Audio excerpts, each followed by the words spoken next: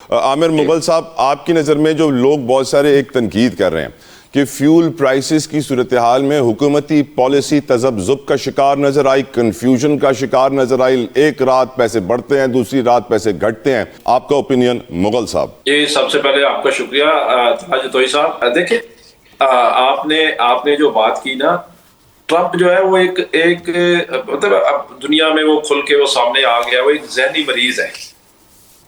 آج جو آج سے کل اس نے جو گھٹیا ترین لینگویج استعمال کی ایرانیوں کے لیے اور جو ان کو گالیاں دی، تو مطلب یہ تو کسی عام انسان کو بھی زیب نہیں دیتا۔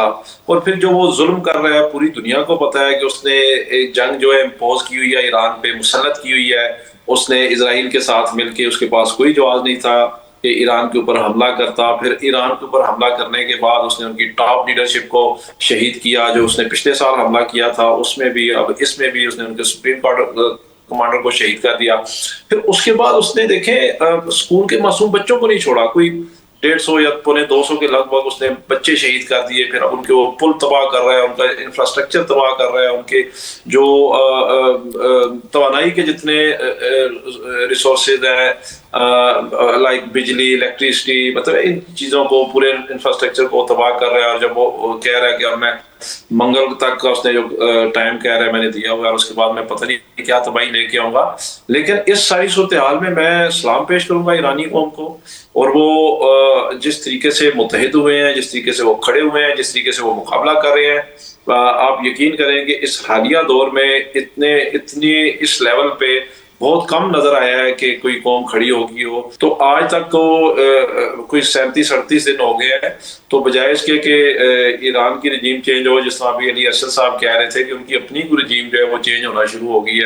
تو ایک تو عالمی منظرنامے پہ یہ نظر آ رہا ہے کہ اس وقت دنیا میں کوئی قانون نہیں ہے۔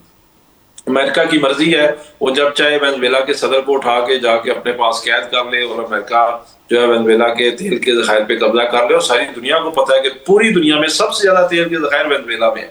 اس کے بعد دوسرے نمبر پہ KSA کے پاس ہے، سعودی عرب کے پاس ہے۔ تو جو دنیا میں جو سب سے بڑا سورس ہے آئل کا، اس پہ تو اس نے قبضہ کر لیا ہے۔ اب اس کے بعد ظاہر ہے ایران کا بھی اور ان تمام مشرق وسطیٰ کی ریاستوں کی بھی جو سب سے بڑی ان کے پاس جو دولت ہے وہ تو یہی ہے، آئل ہے، اور امریکہ ان پہ بھی قبضے کرنا چاہتا ہے۔ دوسرا آپ نے بات کی جو پاکستان میں انکریز ہوا ریٹ پیٹرول کا، اور آپ نے سوال پوچھا کہ جس طرح انہوں نے پہلے اس کو 137 پہ مہنگا کیا، پھر 80 روپے اس کو سستا کر کے 57 کا انہوں نے وہ کیا کہ جو ہم نے ریٹ بڑھایا ہے۔ میرے خیال میں طلعت جتوئی صاحب، میں اس کا تھوڑا سا کمپیریزن ڈرا کروں گا آپ کے سامنے۔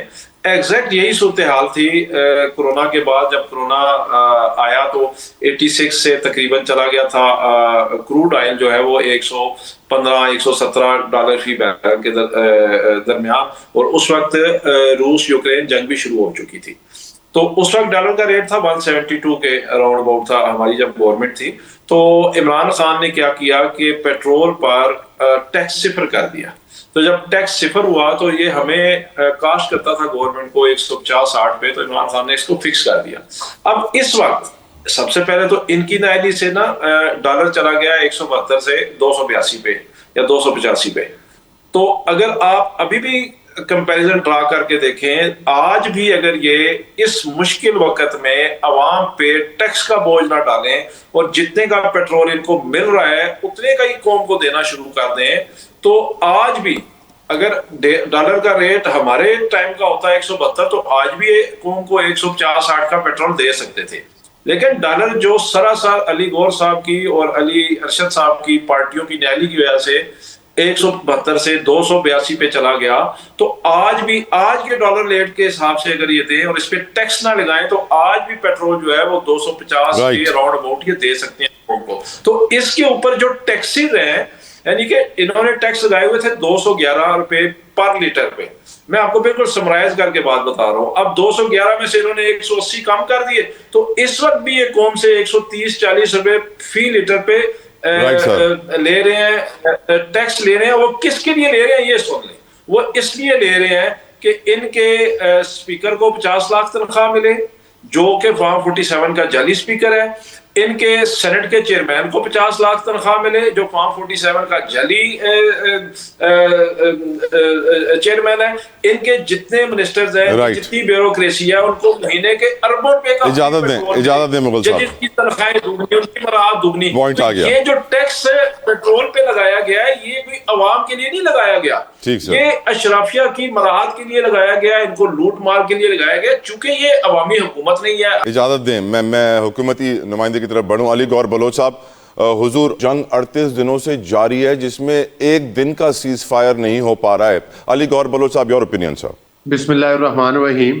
دیکھیں بات یہ ہے کہ پاکستان کی جو اس وقت عزت ہے, پاکستان کی جو اس وقت ظاہر ہے کہ جو سارا اس جنگ کے دوران جو پاکستان کی حکومت کا, پاکستان کے پرائم منسٹر کا, پاکستان کے سپہ سالار کا, پاکستان کے وزیر خارجہ کا جو دانش مندانہ کردار ہے, اس کو پوری دنیا جو ہے وہ عزت کی نگاہ سے دیکھتی ہے.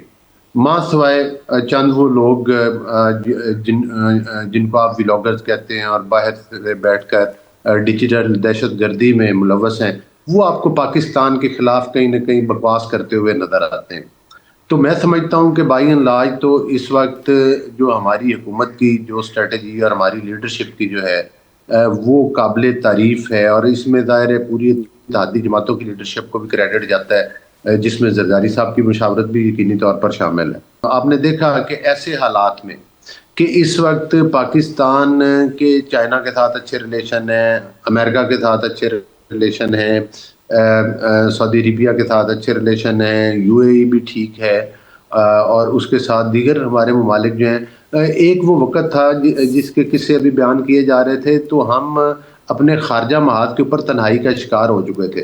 سعودی عربیہ کے جو کنگ تھے انہوں نے اپنا جہاز واپس منگوا لیا تھا, چونکہ موصوف بانی پی ٹی آئی جہاز کے اندر تھے ان کو, اور وہ ریکارڈنگ ساری ان تک پہنچ گئی. یہ امریکہ پہنچے, انہوں نے کہا یہ جہاز واپس بلا لو. دوسری بات یہ ہے کہ جس طرح سے انہوں نے چائنا کا سی پیک پروجیکٹ ان لوگوں نے بند کر دیا تھا, اور یو اے کے ساتھ بھی ان کے ریلیشن خراب تھے. تو یہ مطلب ہے کس بات پہ لوڈیاں ڈالتے ہیں. اس وقت پیٹرول جو ہے وہ بین الاقوامی لیول پہ جو مہنگا ہے, اور تمام ممالک میں اس کی قیمتیں زیادہ ہیں, اور یہ ایک جھوٹا پروپیگنڈا کرتے ہیں جو پاکستان میں ان سے مہنگا ہے. آپ کمپیریزن ابھی نیٹ سے نکال لیں. ہاں میں یہ نہیں کہتا کہ تمام ممالک سے ہوگا, لیکن کچھ ممالک میں اگر آپ وہ کریں تو وہ ہم سے بھی مہنگا ہے. تو آپ یہ مانتے ہیں بلوچ صاحب, آپ یہ مانتے ہیں کہ ایک دن بڑھانا دوسرے دن گھٹانا ناکامی کا بھرپور اظہار ہے؟ نہیں, کوئی ناکامی نہیں. یہ بڑھائے ہوئے ریٹ بھی بالکل ظاہر ہے ایک بین الاقوامی ایک پریشر ہے ہماری اس پر, اکانومی کے اوپر, اور وہ بالکل انہوں نے ٹھیک بڑھائے تھے حالات کے مطابق.